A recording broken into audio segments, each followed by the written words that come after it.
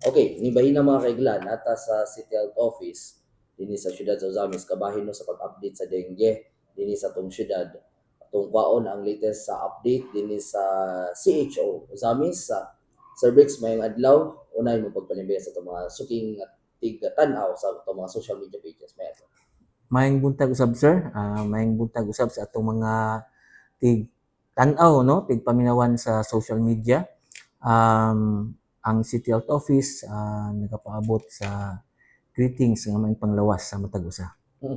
Sir, nasayro na to. Si Mayor Indy karon nagpagawas sa og mga actually duha na mga kamanduan, sunod-sunod na mga kamanduan kabahin sa dengue dayon na grabe ang dengue din sa syudad karon, grabe ang pagkuyanap unsay latest development din karon sa syudad. Yes, privilege kayo no ang mga taga-Osamis tungod kay mismo ang ato ang halangdong mayor no, aktibo gyud kaayo, concern gyud kay siya nga sa health sa matag Osamis-non. Tinuod to sir, nagpakanaog siya og kanang duha na ka statements no, nagamando no sa tanang mga barangay officials, mga barangay sa Osamis nga mag-intensify gid sa clean up drive or sa search and destroy all possible breeding sites of mosquitoes. Okay, maumang kani ang very effective nga pamaagi aron nga masugpo nato ang problema sa dengue. So mao na nga ato ang halangdong mayor nagpakanaog gyud ani nga mga statements para sa kaayuhan sa mga katawan sa Osamis City. So far pila na ang natala nato ng mga cases? So far karon from January naman tay active surveillance no sa ato ang mga hospitals ga report man sila kanato kada adlaw kung naay pananglitan magka-positive sa dengue test is kagahapon ang kung dili ko masayop ang atong total is 155 cases na ta no. Ang ato ang mga active cases nga naa sa hospital karon is naa sa 14 ka buok. So dili lalim no, imagine nga 14 kabuk ka mga pasyente na admit tungod sa hadlok ug makamatay nga dengue. Okay. So itandi na to ang karon nga status sa dengue last year. Unsay kalahian karon? Mahagbong gid sir nga ning increase gid no ato ang dengue cases compared sa last year, January to February ug karon nga year. Mao na nga alerto kaayo dapat ang matag Osamis-non tungod kay last year January to February atong total cases na ara sa 103. While karon napata sa February 25 ning kabat na taog katong akong giingon nga 155 cases no, which is way beyond, hapit na madoble. Duwa pa lang kabulan no, 155 cases dayon naapatay pipila ka adlaw no aron nga matapos ang bulan sa Pebrero. So mao na nga nakita nato nga kinahanglan gyud ang pagtinabangay no, pagkooperar sa matag usa kung gusto man ganita nga muus-us ang ato ang kaso sa dengue sa Osamis City. So kita nimo sir nga factor karon sa panahon nganong mas di double taas atong kasos din yarong panahon. Ang isa gyud ka factor sir is kanang magsigig ulan no, magsigig ulan dayon daghang mga containers nga malabay sa gawas no, mga plastics, mga butilya, dayon mag-ulan mapunduhan siya og tubig. So mao to siya no, ang mga katawhan ang uban usahay dili magpakabana maglimpi silang palibot, dili mag search and destroy.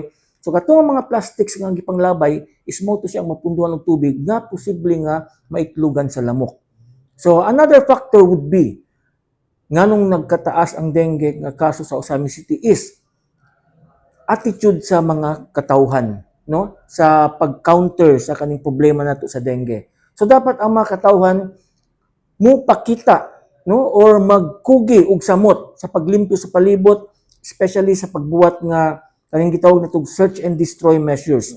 Pangitaon tanang posible nga mapunduhan og tubig ug posible nga mapunduhan sa lamok, maitlugan sa lamok aron nga mawala to siya. Kay kung mawala to siya, wala na maitlugan ng lamok, di na sila managan. Kung di na managan ang lamok is magamay na din atong dengue nga kaso. So ingon-ana ra gyud unta.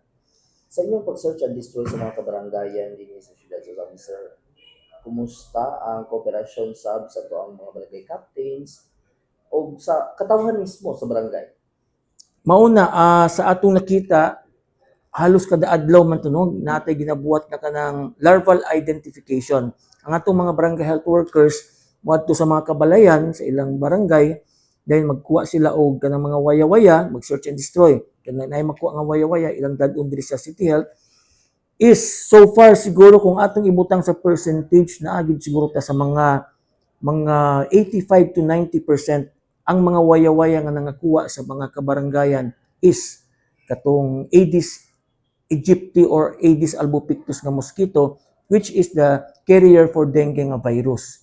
Well, mao to sa akong balikon sa pagsuroy-suroy namo ug sa mga barangay health workers nato, mga barangay officials nato, ato gid sir nakita nga naagyapoy mga waya-waya makita nato sa palibot, naagyapoy mga containers nga napunduhan og tubig. So bot pasabot wala gid na gi-eliminate sa mga katawhan. Wala gid nila nakita ang kaimportante nga pag-eliminate ani nga mga containers nga nagnaay tubig na posible nga maitlugan sa lamok.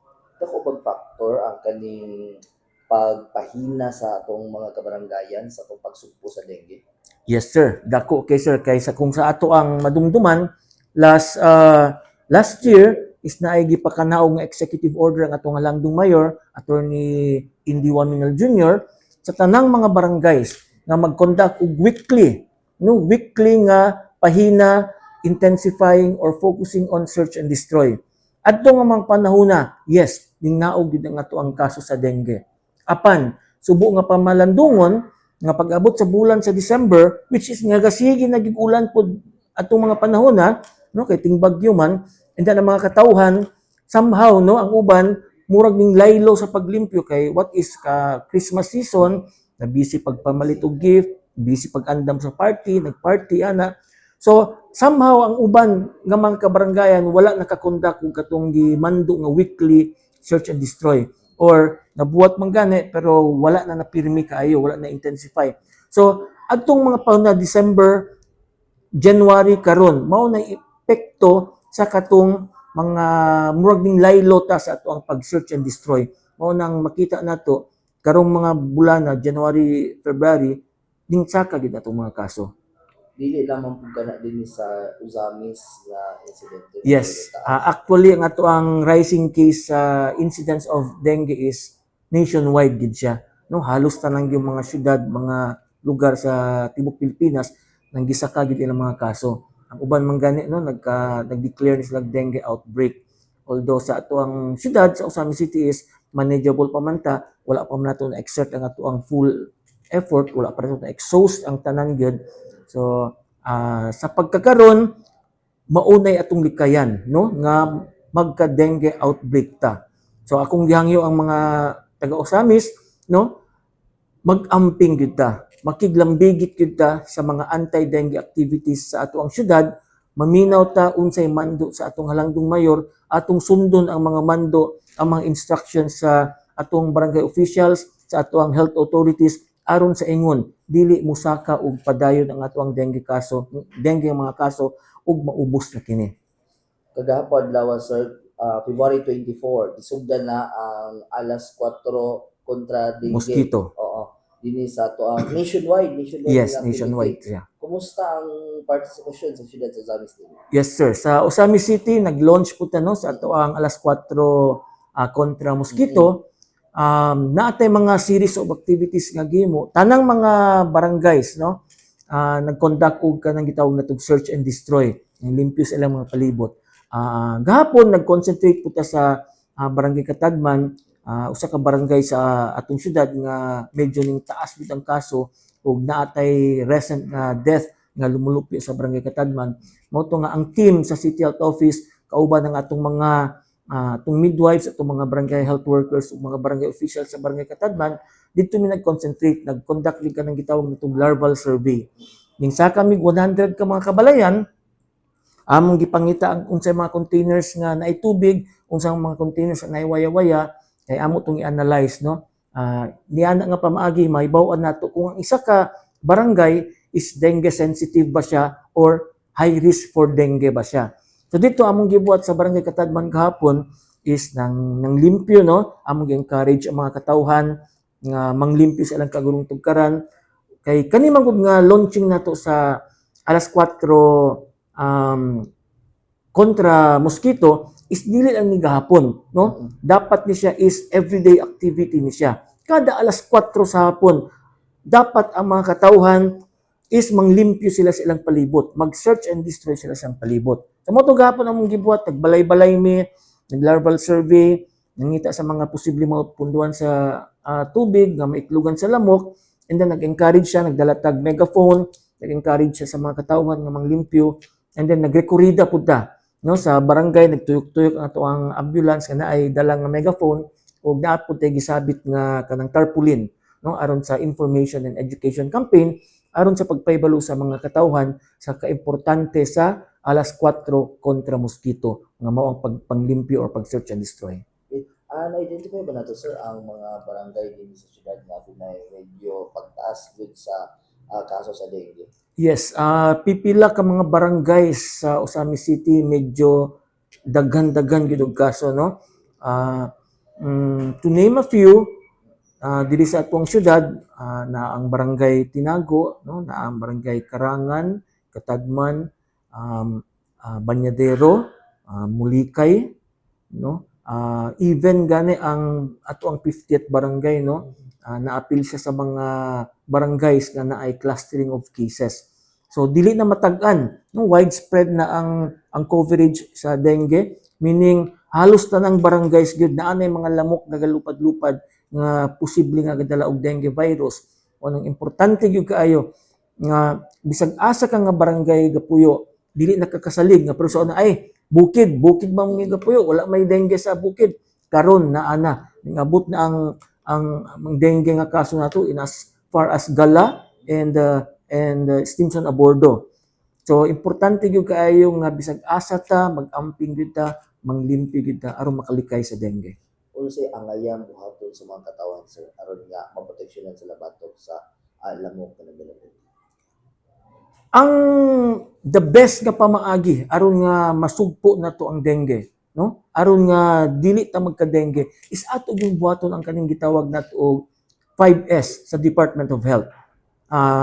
Kanunay namong gina-remind ni sa mga katawhan ug atong balikon karon, no? Ang 5S, ang first S, which is the most effective way aron masugpo ang dengue, which is ang search and destroy all possible breeding sites of mosquitoes.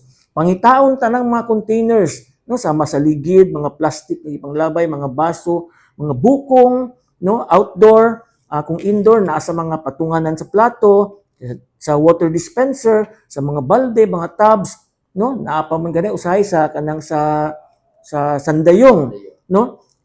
Kana siya. Pangitaon gyud nato is search and destroy gyud nato tanan. Hipuson or kung tabs kung magsalod tag tubig ulan atong takluban or atong ilabay kung dili na gamiton, no? Search and destroy all possible breeding sites of mosquitoes. And then ang second S nato mao ang seek early consultation. Kung pananglitan na ay membro sa atong panimalay nga naghilanat more than 2 days is ipakonsulta, ipa-check up na dayon sa ato ang pinakaduol nga health center or di sa city health office aron nga atong ma-examine kung unsa gyud hinungdan nga nagkailanat siya kay basin niya simba ko dengue aron nga matagaan og tambal, I mean matagaan og mga interventions, medical interventions sa dili pa moabot ang kanang dili nato nga gi-expect, no, nga maot nga resulta. Ang number 3 nato is self protection measure. Atong protektahan natong kaugalingon batok sa mga lamok, no? Batok sa paak sa lamok pinagi sa unsa man. Let's say kung sa balay, gamit tag pajama, gamit tag long sleeve, then kung mugawas ta, atong mga anak is dili nato pagsuoton labi na mga estudyante ug kanang mga dark colored nga mga pants, no? Kay mo attract nag mga lamok. So kung mo attract og lamok, posible mga paakan.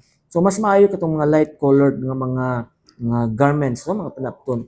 And then pwede pud ta mo gamit, no, na-encourage pud namo kanang mga insect repellent, kanang lotion, no, ipahid sa mga kabataan especially aron sa ingon nga dili mo adto ang mga lamok. Then sa kagabion pwede pud nga matulog ta gamit ta og kulambo. And then kung kaya ang atong mga kabalayan is atong screen nato aron sa ingon nga dili makasulod ang mga lamok. Kay sa atong mga schools atong ipahibalo sa mga katawhan nga all 51 schools, no? Or all 51 barangays sa Osamis City nga naay mga eskwelahan, tanan na siya natagaan na tug kanang gitawag na tug insecticide treated screens. No, gi-screen na ang mga classrooms niya. Nga kanipod nga screen na to, special screen ni siya nga na siya tambal nga kung ang mga lamok or any flying insect mutapot ato nga screen is mamatay gyud. Okay? So aron nga maprotektahan ang ato ang mga estudyante. And then ang ato ang fourth S is say yes to fogging. If there is an impending outbreak. Like diri sa ato nagkadagan atong kaso, so posible nga mag-outbreak ta, mao na nga suportaan nato ang fogging, no? Mao na nga conduct ta karon og fogging operation sa laing-laing mga barangays, especially sa mga barangays nga naay active cases, no? Mo report ang hospital sa ato nga naay kaso sa dengue nag-positive is the following day, no? Is ato lang adtuan mag-conduct tag search and destroy, manglimpyo, then afterwards is mag-fogging ta sa area sa katong kaso. And then ang last S na to, the fifth S is the sustained hydration. Pananglitan, ifilantan ang bata is kinahanglan paimnon gyud og increased fluid intake, no? And then ang mga kabataan mag-usahay dili kay hingin ng tubig. Mao nang diya na mo come in ang kinahanglan gyud nga i-admit. Kay ngano man para ma-dextrose, no? Ma-dextrose ang bata aron nga dili ma-dehydrate. Kay isam ni sa complication sa dengue, no? Ma-dehydrate ang biktima o na dayon nga naay mga uban nga mamatay. Imo na siguro sa pagdasig sa tumang katawhan labi na nga buhaton ang tanan no na magdemanda kung ano man ni kanang gihatag na gyud sa gobyerno ang tanan nga prevention measures, suporta sa LGU, grabe na sab kayo aron na gyud na masugpo ang dengue dinhi sa siyudad sa Osamis, sir. Yes, sir. Ang pagsugpo sa dengue, kapila na kung balik-balikon, is dili gid makaya sa ato ang government officials alone, no? Dili makaya sa atong barangay officials alone or mga kawani sa city health office, sa mga health workers na to, kung dili nagkinahanglan ta og kooperasyon sa matag isa, no? Kay dili makaya, let's say sa mga empleyado sa city health office, sa atong mga barangay health workers nga matag sa adto ang mga kabalayan. So importante gyud kaayo nga matag isa kabalayan is maggahin gyud kada adlaw og panahon. No, mao ning gilunsad ning atong alas 4 kontra mosquito is dapat kada alas 4 kada adlaw is maggahin tag panahon nga not necessarily nga manilhig ta, mamoonlight as to palibot. Bisag 5 to 10 minutes lang nga panahon kada adlaw, kada alas 4, pangitaon na to asa posible makaitlog ang lamok. Atong ipuson, atong takluban, atong ilabay. No, aron sa ingon nga mawala na ang mga lamok nga nagdalag dengue sa atong palibot. And then ako nang balikon is Osamis City is very privileged nga naatay mayor nga concerned kaayo sa atong health, no? Ang gatutok kaayo si Mayor Indy, nagproblema gyud siya nga kada mo report ang mo ang city health officer si Dr. Irog-Irog sa iya nga mao ni atong kaso nga ni mayor nagkadagan is magguol lang ato ang mayor, no? Tungod kay dili siya gusto nga naay mga katawan sa Osamis City nga mahidangop, no, sa dili maayo nga resulta o epekto sa dengue fever. Mao nang wala nagkulang ato ang halangdong mayor, atong mga government officials, mga government agencies sa pagbando, no, sa pag-encourage sa mga katawhan sa mga angay nga buhaton aron nga masugpo ang dengue nga problema sa Osamis City. Mao nang akong giawhag, no, mga katawhan sa Osamis City palihog mag-cooperate ta atong ihatag ato ang part. Let us do our part in winning or in fighting this war against dengue. No, kay after all, kung pananglitan manglimpyo ta sa atong palibot kada adlaw is kinsang may maprotektahan ato ra gyapon kaugalingon. So once again akong gipahinumdom magtinabangay ta, mag-cooperate ta, especially atong sundon kung unsay gimando sa ato ang halangdong mayor. Daghang salamat.